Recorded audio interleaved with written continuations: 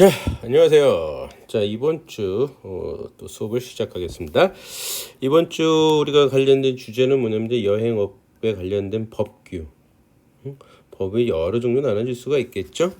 우리가 이제 약관이라는 것도 이제 법에 관련 테두리에서 이제 우리가 설명을 해줄 거고, 또한 그 관광 그 진흥법이라고 있습니다. 그러니까 관광을 진흥을 시킨다, 관광을 발전시킨다. 그러니까 관광진흥법에 관련돼서 이제 여행업을 어떻게 정의를 내리고 있는지, 그런 것 또한 이 또 법적으로 소비자 피해를 받게 될 수도 있겠죠. 우리는 이 여행업은 서비스업이에요. 그러니까 무엇인가 그 왜 제조업은 뭐가 불량품이 됐거나 어디가 문제가 있으면 바로 교환이 되지만 이 여행업은 교환이라는 개념 자체가 없어요. 어떤 보상이나 배상 개념으로 들어간단 말이에요. 물론 피해를 본 소비자들한테. 근데 또한 이 피해 규정이 참 그렇잖아요. 예를 들자면은 나는 분명히 해장국을 드렸는데 누구는 맛이 있다, 누구는 맛이 없다. 그렇죠? 제 경험상으로 다녀도 보게 되면 정말 맛있는 회를 준비를 했는데 어떤 분은 회를 못 드시는 거야. 이럴 때 참 난감하죠. 근데 그분은 식사 제공을 안 한 거가 되는 건가요? 그러니까 일일이 이런 단체나 패키지 같은 경우에는 식사 자체가 손님한테 맞을 수도 있고 안 맞을 수도 있단 말이에요. 참 많이 봐요. 어떤 분은 닭고기를 못 먹고 어떤 분은 돼지고기를 못 먹고 다 같이 못 먹는다라. 예를 들면 이슬람교 사람들이야. 그럼 사람들은 돼지고기 안 먹거든요. 그럼 이 사람들 돼지고기 안 먹으니까 빼면 돼요. 또 베지테리언, 채식주의자들 이라면은 고기를 아예 안 집어넣겠죠. 그러나 이게 서로 모르는 사람들, 또한 뭐 알더라도 서로의 식성을 다 알 수는 없잖아요, 그렇죠? 그러니까는 그런 데서 때 누군가는 맛있고 누군가는 맛이 없고 누군가는 먹을 수 있고 누군가는 못 먹고 분명히 피해를 봤다고는 할 수 있지만 그렇다고 서비스를 제공한 사람이 잘못한 건가? 그건 아니잖아요.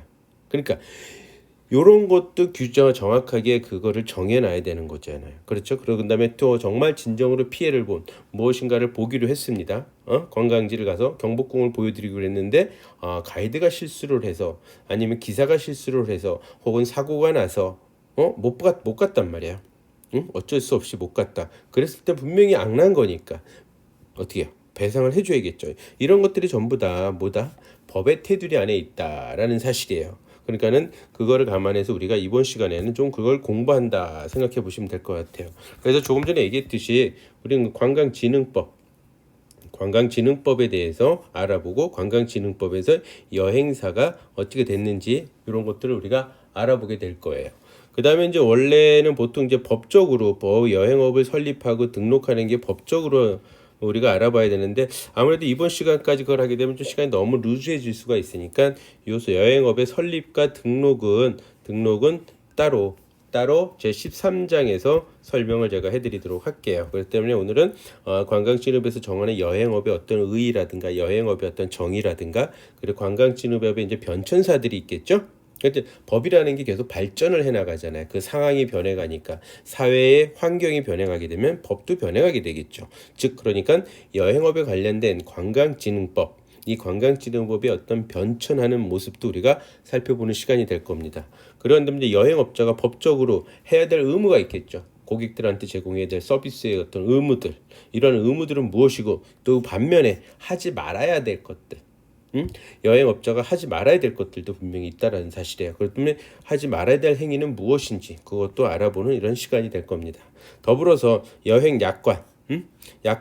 약관이라는 것은 누가 만드냐면은 그 기업체가 만들어요. 기업체가 이건 계약을 하기 위해서 다수의 많은 사람들하고 계약을 편리하게 하기 위해서 만들어 놓은 하나의 표준이 되는 거예요. 샘플처럼. 그래서 그 여행 약관의 어떤 내용이 무엇이 들어가 있는지, 그것의 어떤 법적인 효력은 어떠한 것인지를 살펴보게 될 겁니다.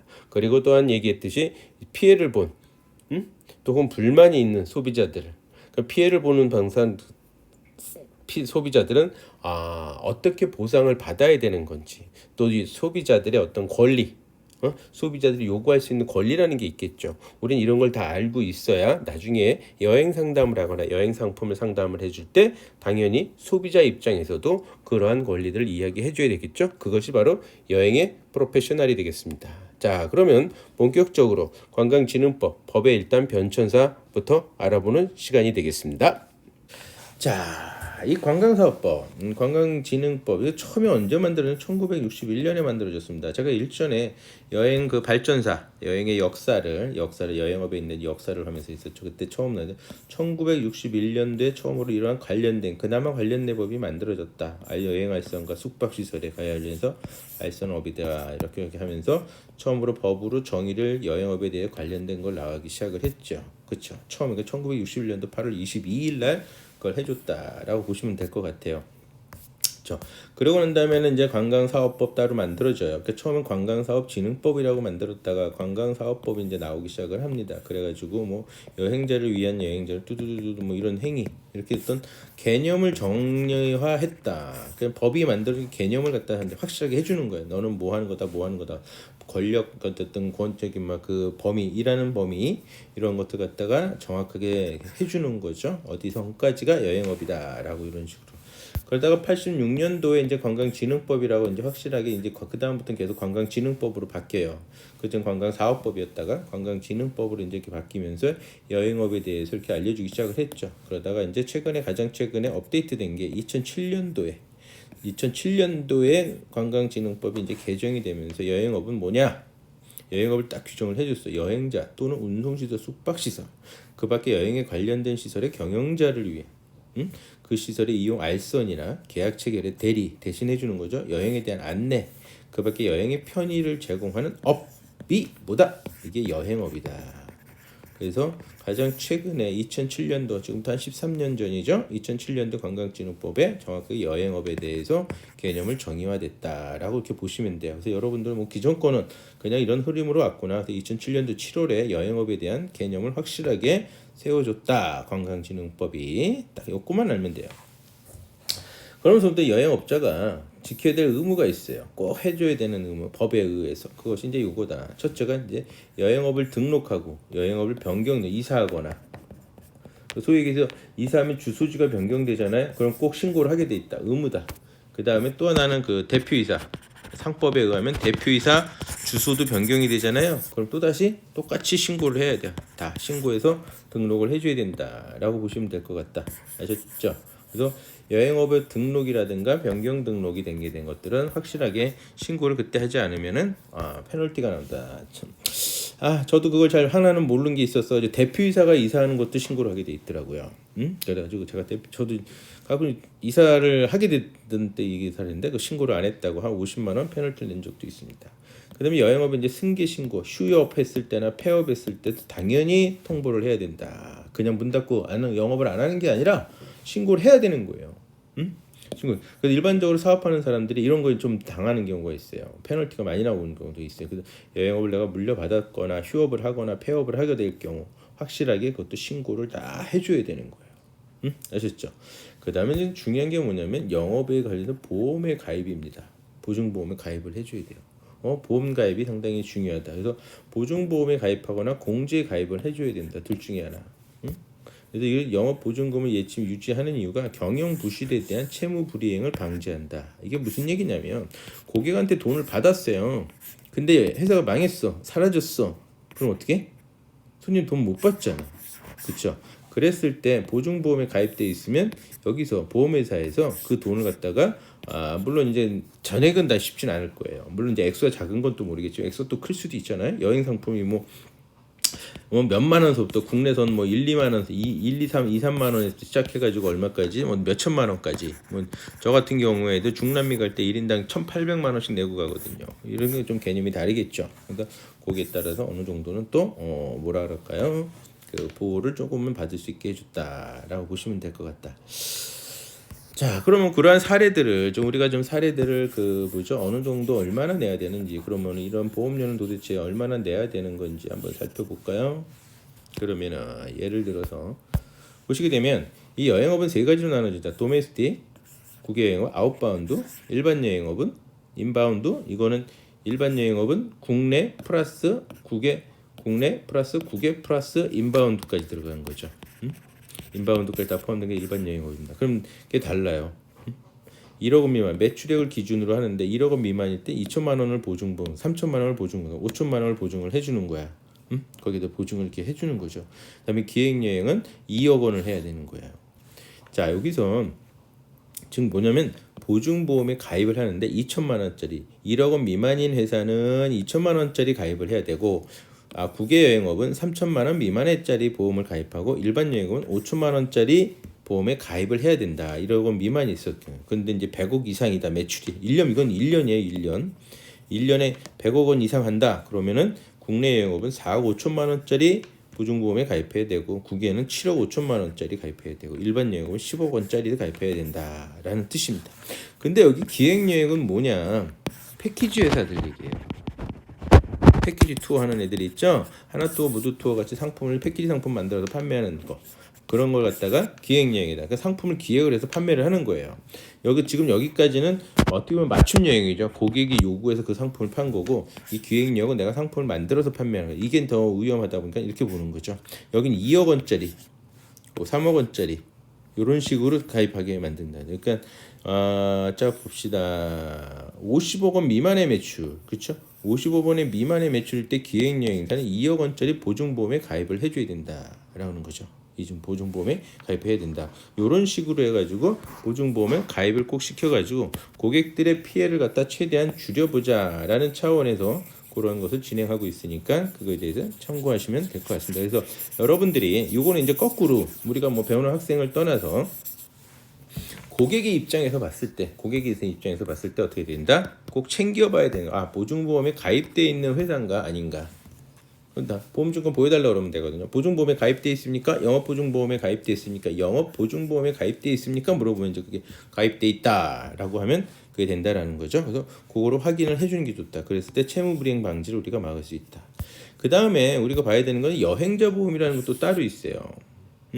이거는 회사의 영업 보증이거든요. 그래야지 영업을 할 수 있도록. 근데 또 여행자 보험들, 우리가 여행 상품을 사는데 여행을 떠나면 여행자 보험에 가입이 돼 있나 안 돼 있나, 특히 패키지 회사들, 또 일반 회사들도 이런 상품 회사들에 나갈 때 해외 여행을 할 때 여행자 보험에 가입이 돼 있는지 안 돼 있는지 파악하는 것도 우리가 할 일이에요. 손님으로서 해야 될 일이다라고 여러분들한테 말씀을 드리면서 이런 사례도 있었어요. 회사가 망한 적도 있어요. 이거 지금 언제냐면은 90년대입니다. 90년대 때 대한항공이 괌에서 떨어졌어요. 떨어져가지고 많은 사람들이 저기 하시고 다 사망자가 꽤 많다. 거의 다 사망을 하셨는데 그때 여행자 보험을 가입을 안 하는 그 회사들은 망했어. 왜? 여행자 보험이 다 1억 원이거든요. 대부분이 해외여행은 1억 원에 가입돼 있거든. 가입돼 있다고 얘기하거든요. 상품에 포함돼 있다고. 그런데 가끔씩 가입 안 하는 사람들이 있어요. 기껏 내가 보험료 10,000원도 안 되거든. 1인당 10,000원도 안 되지만 사실은 10,000원도 안 되지만 이게 20명이면 20만 원인데 한 달 내내 보세요. 만약에 이 여행사 저 같은 경우 한 달에 100명이다.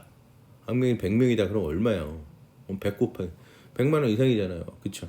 그러니까 그런 돈이 좀, 왜냐면 이거 보험료는 돈을 못 돌려받잖아. 그냥 날리는 돈이거든. 보험회사 다 갖다 꿀꺽하거든. 보험회사 꿀꺽하니까 어떻게 해요? 응? 돈을 가입 안 하는 여행사들도 있다. 그래가지고 큰 코 다친 적도 있습니다. 그다음에 이건 또 아시아나가 또 한번 저기 됐었죠. 그때 하여튼 90년대 때 희한하게 우리나라 대한항공 아시아나들도 비행기가 좀 떨어지는 사건이 좀 생겼죠. 그 다음부터는 이제 그 이후서부터는 거의 비행기가 떨어지는 일이 이런 식으로 완전히 박살이 나는 일은 거의 없었죠. 자, 하여튼 보험 가입이 잘 돼 있나 중요합니다. 다음에 여행업자의 의무입니다. 계속적으로 이제 여행업체면 보증보험에 어떤 등록도 해야 되고 이사 갔을 때 신고도 해야 되고 통보도 해야 되고 휴업했다 폐업했을 때도 마찬가지 통보해야 되는 거고, 그쵸? 보증보험에 가입도 해야 되는 게 다 지금 여행업자의 의무죠. 그 다음에서 유자격 국외여행 인솔자에 대한 인솔 의무다. 무조건. 국외여행을 실시할 경우 인솔자를 둘 때 유자격자가 필요하다. 그럼 자격증은 어떻게 받아야 된다? 첫째가 관광통역 안내사 자격증을 취득하게 될 경우는 상관이 없다. 그러면은 이게 인솔 자격증을 취득한 거랑 동일하다라고 보시면 될 것 같아요. 즉 뭐냐면 요거 이제 주로 이제 요 관광통역 안내사 자격증은 인바운드라고 그랬잖아요. 인바운드에서 주로 쓰는 거지만 이 자격증을 취득하게 되면 국외여행 인솔자 자격증을 취득하는 거와 동일하게 효과가 있다라고 보시면 될 것 같아요. 아셨죠? 이런 식으로 유자격이 되는 거죠.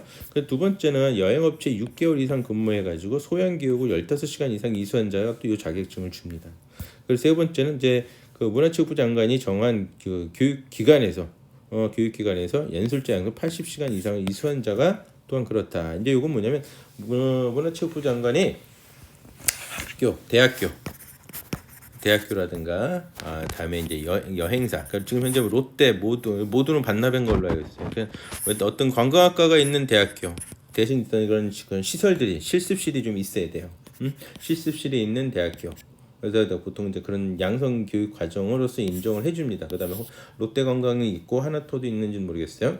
하나토 모두토는 반납을 했어요. 있었다가 하나토는 있을 텐데 그렇게까지 활성화시키지는 않더라고요. 근데 롯데가 가장 많이 활성화시켜서 많이들 거기 가서 받아요.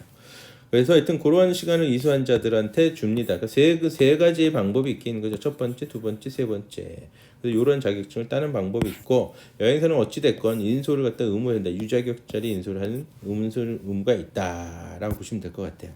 자, 근데 여행 종사원을 계속 교육을 시키는 당연한 거겠죠. 그다음에 사전 동의 의무라는 게 있습니다. 이 사전 동의 의무라는 건 뭐냐면 고객한테 처음에 일정표를 나눠줬어요. 나눠줬는데 하다 보니까 일정을 좀 수정을 해야 될 것 같아. 뭘 넣고 뭘 빼고 하는 게 더 좋을 것 같아서 좋은 차원에서 그렇지만 더 좋게 해줘도 어떻게 한다? 사전 동의를 의무를 해줘야 돼 손님한테. 여행 계획서는 당연히 배포해 줘야 되는 의무가 있죠. 이 여행 계획서는 약관을 꼭 포함한다. 일정하고 약관을 포함해서 배포를 하는 의무가 있고 여행 일정에 대한 변경은 사전에 동의 의무를 꼭 받아야 된다. 안 그러면은 나중에 갔다 와서 행사 출발 전에 사전 동의 의무를 해야 돼. 이걸 만약에 안 했어. 안 하고선 그냥 갔다 왔어요. 근데 일정에 가서 변경이 돼 있단 말이야. 그러면은 배상을 해야 된다. 그러니까 여행사는 어떻게 된다? 미리 일정이 변했을 때 당초 처음에 계약했을 때 일정하고 변경이 됐다. 예를 들자면 선택관광 포함이 됐다든가 뭐 이런 식으로 아니면 빠져 있다든가 뭐 하여튼 그랬을 때는 사전 동의 의무를 갖다가 확실하게 해줘야 된다. 이렇게 여행 일정에 대한 사전 동의 안내를 해줘야 된다. 국외 여행 표준 약관 제 13조에 의해서 그렇기 때문에 하게 된다. 아시죠? 근데 만약에 이게 왜 이거를 하게 되냐면 추가 비용이 발생할 경우가 있어요. 일정이 변경되면서 그랬을 경우 어떻게 한다? 이거 사전 동의를 하게 되면 상관이 없지만 사전 동의를 안 했을 경우엔 내가 그걸 다 물어낼 수도 있다. 여행업자가 내가 물어낼 수도 있다라는 사실을 아시면 될 것 같아요. 자, 다음으로서는 이제 안전 정보의 의무입니다. 안전을 갖다 전달을 해줘야 돼요. 정보 제공. 이 정보 제공을 안 하면 큰일 나요. 그러니까 여행 정보를 갖다 꼭 제공을 해줘야 된다라고 보시면 될 것 같아요. 그래서 안전의 정보. 특히 이게 전 세계를 외교통상부에서 이렇게 정해놨거든요. 남색, 황색, 적색, 흑색. 흑색은 아예 못 가게 하고 적색만 돼도 빨리 철수하라 그러고 황색만 돼도 좀 조심하라고 정말 안 갔으면 좋겠다 이런 얘기고 남색 정보는 조심하고 다녀라 이런 거. 그럼 가는 건 뭐냐? 흰색이에요. 흰색. 이렇게 여기 흰색들이 있죠? 이 흰색들은 갈 수 있게 해놨다. 그래서 미국이라든가 뭐 알래스카, 러시아, 중국이라든가 호주, 뉴질랜드 이런 데는 완전 흰색으로 돼 있죠. 흰색으로 돼 있는 데는 전혀 상관이 없지만 이 아프리카 같이 흑색은 빨리 철수해라. 흑색은 철수. 남색은 좀 신경 써서 다녀라. 그렇죠? 신경 써서 다녀라. 근데 황색은 좀 자제했으면 좋겠다. 안 가면 좋지 않겠니? 막 이런 식이 된다라고 보시면 될 것 같아요. 근데 빨간색은 이왕 같지만 이제 빨리 철수 좀 해라. 이런 식이다. 이런 정보들은 확실하게 해줘야 됩니다. 그래야지 또 나중에 인술자도 손님 모시고 다니면서 좀 뭐라 그럴까요? 컨트롤하기가 좀 여긴 좀 위험한 지역이니까 빨리빨리 우리 이동합시다. 중요한 것만 딱 보고 뭐 이런 식으로 할 수 있겠죠. 그다음에 금지행위입니다. 여행업자는 부정한 방법을 사용하면 안 되겠죠. 뭐든지 다 똑같죠. 부당한 수수료 받아서 금품을 받아서 하는 것도 안 되고 여행업과 관련된 시설업자로서부터 여행과 관련된데 왜냐면 이렇게 되면 여행업이 갑이잖아요. 얘가 갑이고 얘가 을이 되잖아요. 그러니까 을에서 뭐 이런 부당한 수수료나 금품을 수수해서는 안 된다. 여행업과 관련된 계약이나 약관을 위반해서는 행위는 당연히 안 되는 거죠. 여행업체 상호 과장 경쟁을 하는 경우도 당연히 관광진흥을 저해하는 행위도 하면 안 된다. 여행업을 타인으로 하여금 경영케 하는. 그러니까 소위 해서 자격증 빌려주는 것 같은 거죠. 내 이름으로 여행사 차려놓고 운영은 다른 사람에게 해서는 안 된다. 이런 금지 행위들 당연히 여러분이 상식선에서 알고 있는 얘기 드립니다. 그다음에 우리가 이제 제가 그랬잖아요. 아까 여행업이 없다. 여행업법이 없다. 그래서 약관이라는 게 있나? 아니 뭐든지 법이 있든 없든 약관은 따로 있는 거예요. 그래서 약관에 대해서 근데 여행업법은 약관의 어떤 위치가 좀 더 특출할 수 있다. 좀 더 영향력이 있다라고 하는 표현을 쓰는 게 적절할 겁니다. 그래서 우리 약관이 도대체 뭐냐? 명칭이나 형태는 불문하는 거예요. 그러니까 소위 얘기해서 명칭이나 형태는 의미가 없다. 중요한 건 뭐냐면 계약의 일방 당사자가 이게 뭐예요? 얘가 여행사업자야. 여행업자. 다수의 상대방과 다수의 상대방이 누구다? 고객이죠. 여러 가지 많은 사람들의 그 고객과 계약을 체결하기 위해서 일정한 형식에 의해서 미리 마련된 계약의 내용이 되는 것이 약관이다. 결국에는 약관은 뭐다? 계약의 내용이 되는 거예요. 계약의 일방 당사자, 여행업자와 고객 간의 다수의 상대방, 여행업자 고객 간의 계약을 체결하기 위해 일정한 형식에서 미리 만들어 놓은 계약의 내용이 되는 것이 약관이다라고 보시면 되죠. 이 약관을 하는 이유는 뭐냐? 안전하게 처리하기 위해서 신속하고 미리 신속하고 안전하게 처리할 수 있도록 정형화 시켜버린 겁니다. 그래서 약관의 제정 및 신고를 하는 이유는 여행업부 가능돼 가지고 통일성과 보장하고 신속성을 유지하려고 그래요. 통일성. 똑같아야 되잖아. 아까 다수의 상대방이라 했잖아. 다수의 상대방이 A, B, C, D 이 고객들이 있는데 얘랑 얘 다 달라봐. 내용이. 계약 약관은 뭐라 해서 내용이라고 했잖아. 계약의 내용이 얘랑 A, B, C, D, E가 다 다르면은 안 된다. 통일성을 보장을 해줘야 되고 그다음에 딱 어떤 일이 발생이 됐을 경우 그 약관에 써있는 대로 바로바로 정리할 수 있죠. 근데 약관이 없으면 근거가 없으니까 법에 대한 근거가 없으니까 규율에 대한 근거가 없으니까 어떻게 하겠습니까? 막 법을 재판하고 뭐하고 시간도 오래 걸리겠죠. 그냥 그때 통일성을 보장하고 거래의 신속성을 유지하기 위해서 약관은 필요하다라고 보시면 돼요.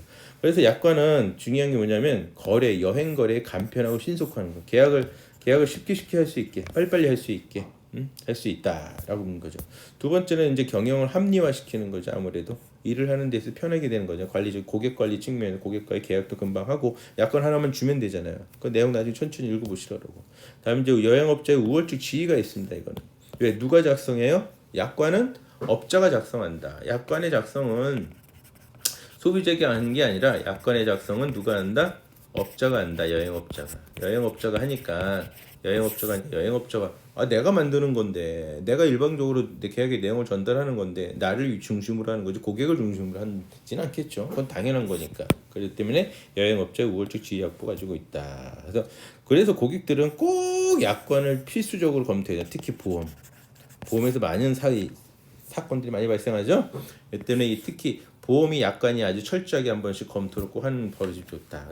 법률적 규정을 예방한다. 법률적으로 뭐가 잘못됐는데 미리 약관이 그걸 정리를 1차적으로 해주는 거예요. 법률적으로 분쟁, 시비를 미리 가려준 거죠. 이런 건이 있을 경우 A가 잘못이고 저런 건이 있을 경우 업자가 잘못이다. 이런 식으로 미리 정리해놨다. 그래서 법률 기백 공백을 처리하고 국제 여행의 거래를 당연히 그런 시비를 다 깔끔하게 정리를 해놨으니까 거래가 원활히 이루어진다라고 보시면 되죠.